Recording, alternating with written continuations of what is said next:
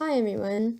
Today's lesson is going to show firsthand some of the data collection processes for quantifying and identifying key juvenile fish and marine species nursery habitat.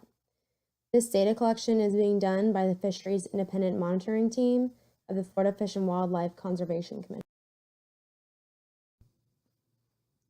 So the specific habitat we're going to be looking at today are the seagrass beds located in Florida's Big Bend, which we've discussed in lecture and our readings.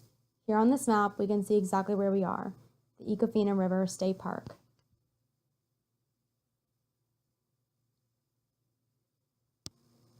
From here, we'll go down the river and out to the Gulf of Mexico to try and find some seagrass.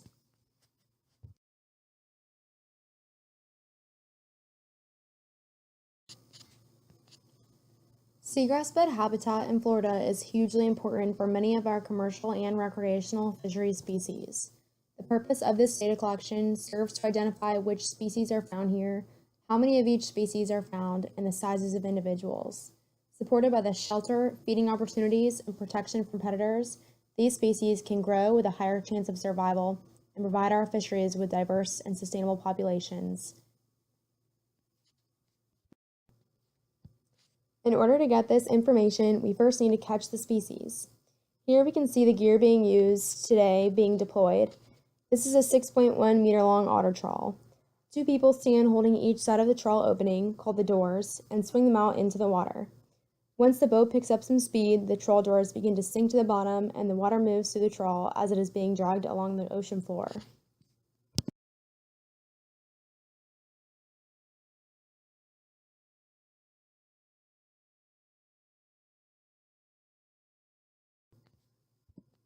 Then we tow the trawl for 5 to 10 minutes behind the boat, just like this. This method is used to collect a wide variety of specimens that may be present in the seagrass beds. The types of seagrass we'll see here are typically turtle grass, manatee grass, and some stargrass.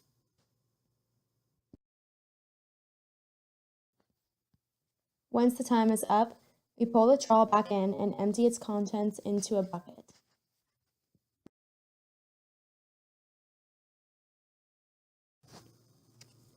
Once we go through the trawl to ensure that everything is out, we can begin to record our biological and physical data that describes the species and habitat that make up that seagrass community.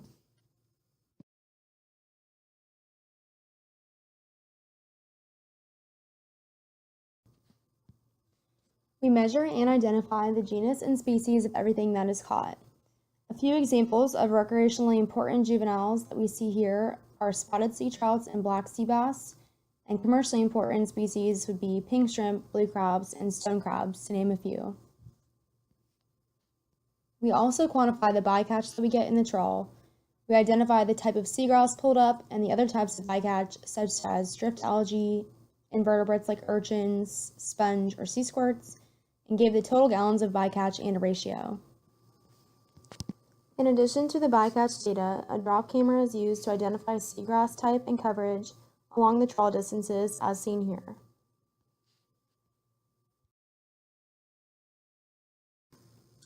Here's some of the footage from the monitor showing how we visually ID the seagrass with the drop camera. A YSI is used to collect certain water quality parameter data such as salinity, temperature, dissolved oxygen, and chlorophyll content. A Secchi disk is also used. This data, along with the catch data, can be very informative to researchers and managers about the status of the seagrass beds in terms of the health of the overall community. As a simple example to show the connectivity between the seagrass habitat and juvenile fish populations, if the data shows that our overall catches or diversity was low for a particular month of sampling, we may perhaps also see in that month that the seagrass abundance was less at that time or area. This data might also show an unusual spike in chlorophyll concentrations, which are used to indicate phytoplankton present in the water column that compete with the seagrass for light.